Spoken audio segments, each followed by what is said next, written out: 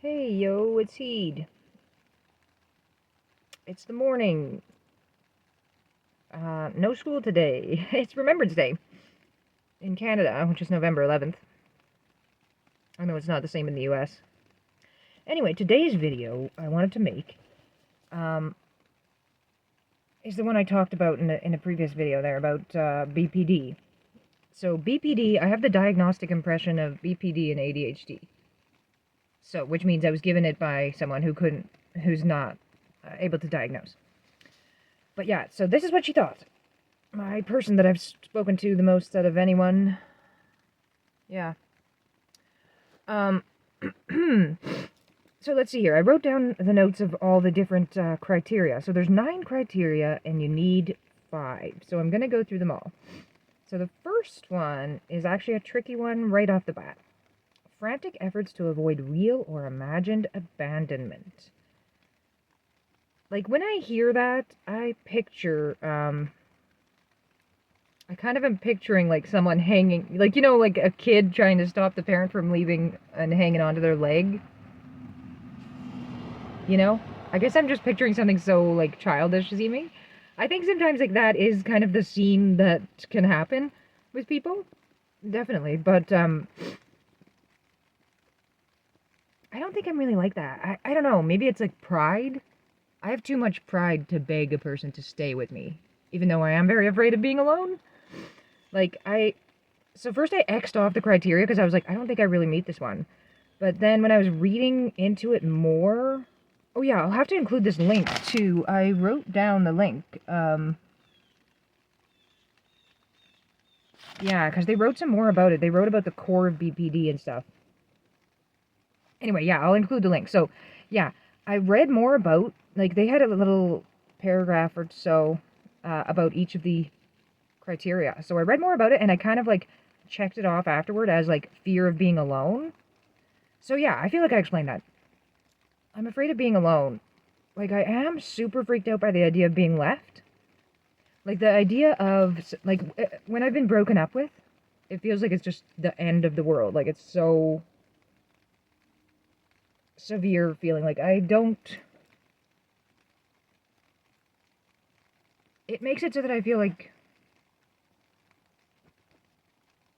there's nothing that I want to do. There's nothing...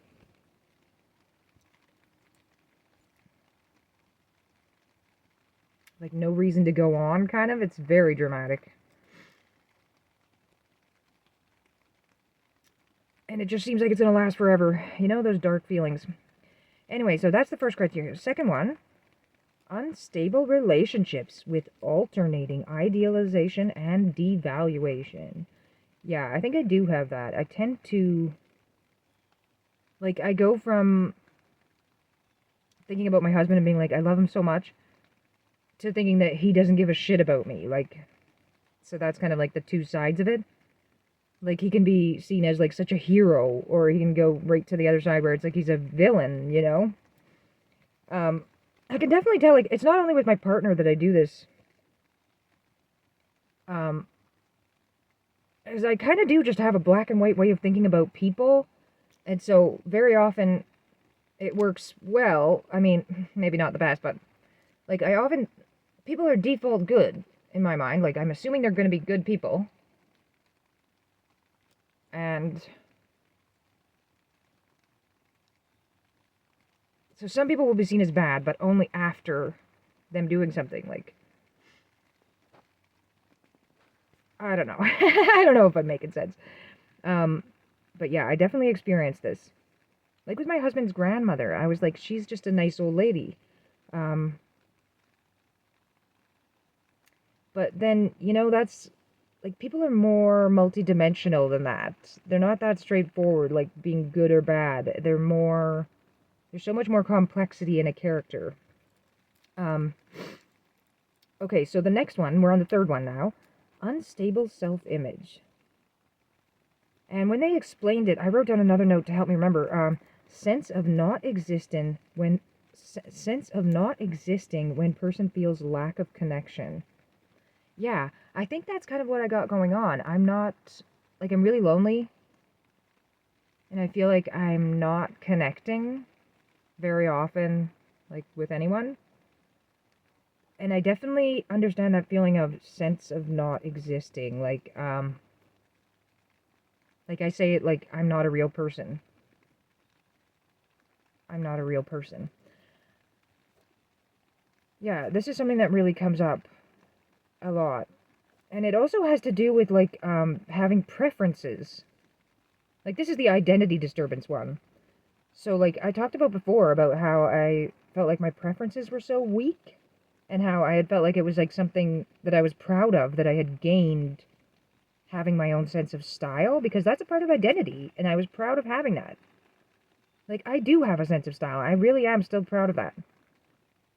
I wear what I want to wear. I have my own ideas about what I want to wear. And that's cool. I like that. Um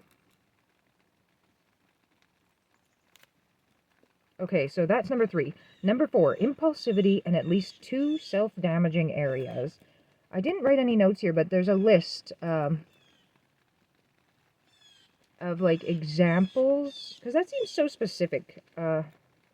2 self-damaging. See, but then the next one is suicidal behavior, threats, or self-harm. So this would be outside of like something that's actually suicidal. But like reckless driving, so reckless driving is an example, binge eating, substance use, I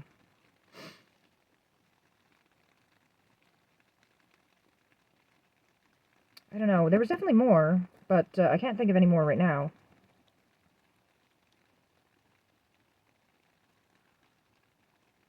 Yeah, I don't know if I've ever really done binge eating too much.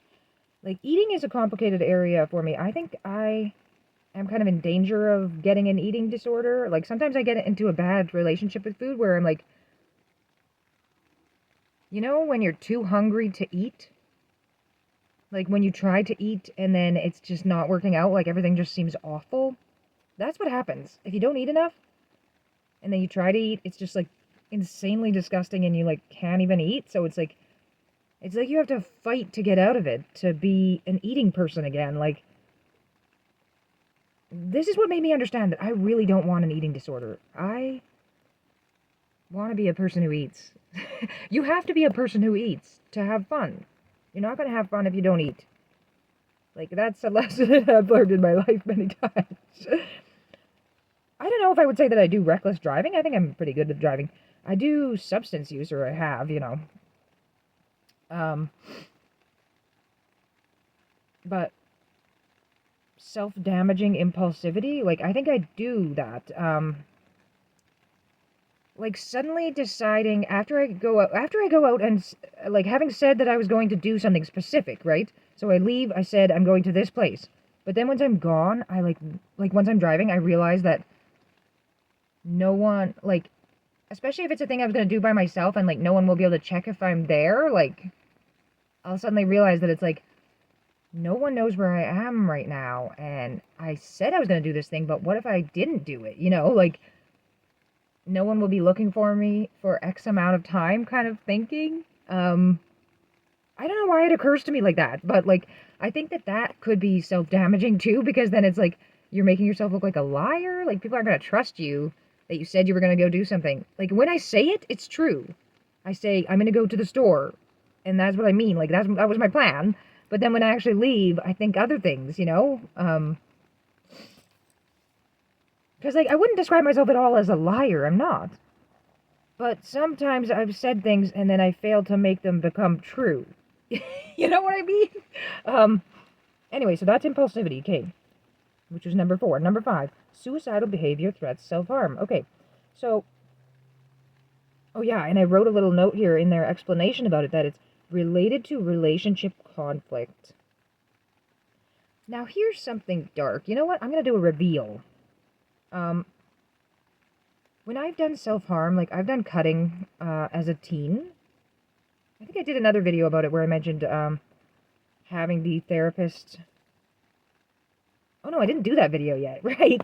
One of the times when I received therapy, I told them about my cutting, and then it triggered the confidentiality to, like, they had to notify my parents, because it's like self-harm, right? So they notified me that they were going to notify my parents, and I was like, oh shit. But I remember about that. When I was cutting, it would usually be at a time when I felt like so much pain and so much like, it's to let out the emotional pain. Because it immediately feels like a relief. Once you have physical pain, it makes it feel a lot better. Like it's like a flood of relief. I can see how it definitely would be addicting, but I haven't done it in a long time. I have some scars. These were not serious suicide attempts. Like, I wasn't really, really trying to kill myself. I was more just wanting the pain to be eased. But I mean, I know that's dangerous too, because you could accidentally kill yourself too. Caused by not feeling loved, no one cares. Yeah, sometimes I get into my head that no one cares, and it's really insidious. Okay, so that's number 5. Number 6, affective instability due to marked reactivity of mood. Yeah, I definitely have that one. Feeling easily bored. Oh, those are my notes I wrote down from their synopsis. Constantly seeking something to do to distract. Yeah, so I wrote these specific notes, like there was more to it, but I wrote these because I relate to them a lot. I definitely have heightened emotional sensitivity.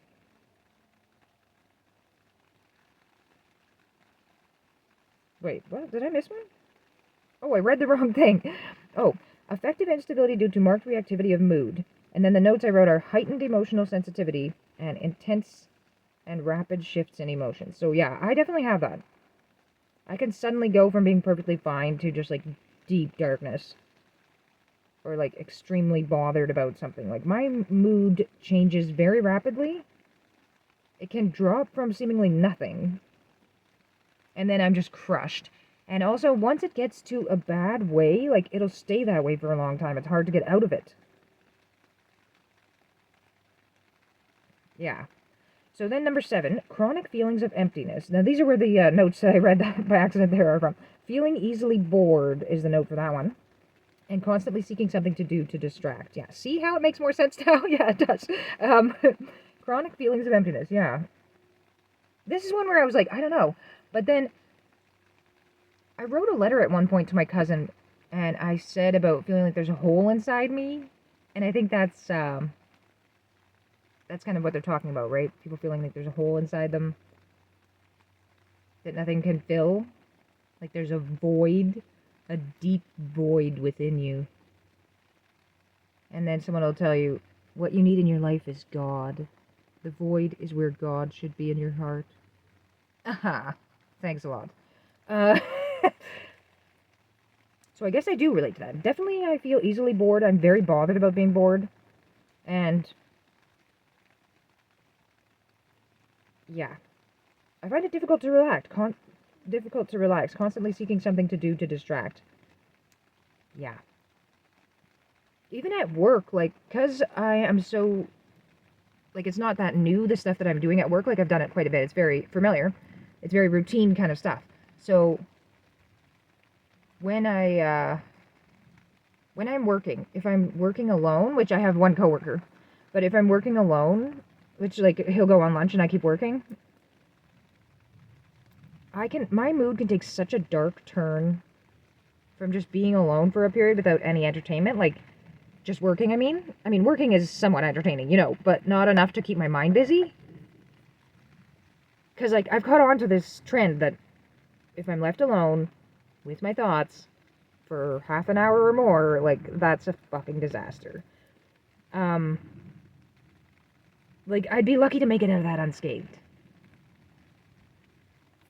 Okay, so that's number 7. Number 8. Oh, I put a question mark on this one. Inappropriate, intense anger, difficulty controlling anger. So this is one where I think, I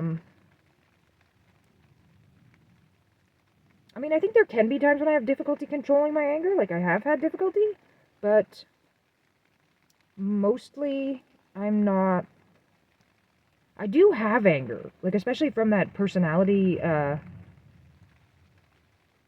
the Big 5 personality test. Anger is a facet of neuroticism. So I do have anger, but it's a question of how it's expressed. And I think I'm a lot of times pointing it inward. I don't know if this is something that would be associated with quiet BPD. See, I didn't read about that. And then there's one more symptom which I didn't, what's the word? Check off for myself. Transient stress-related paranoid ideation or severe dissociative symptoms. And this includes derealization and depersonalization.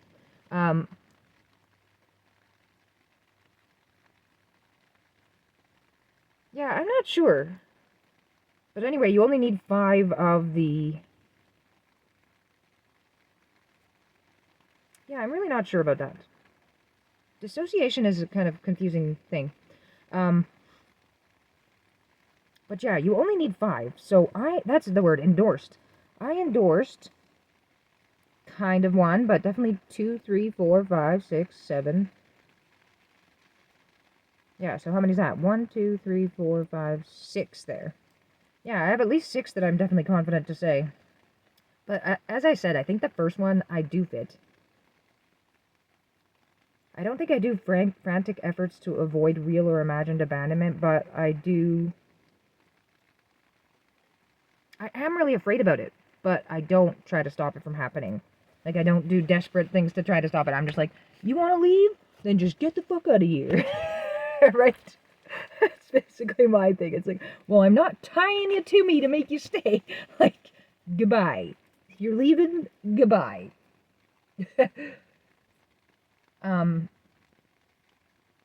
So now, here are, or maybe I'll do this in a separate video, since this video is getting a little long. In my next video, I'm going to go over some of the notes that help me get more of an idea and a direction to head for further research for myself.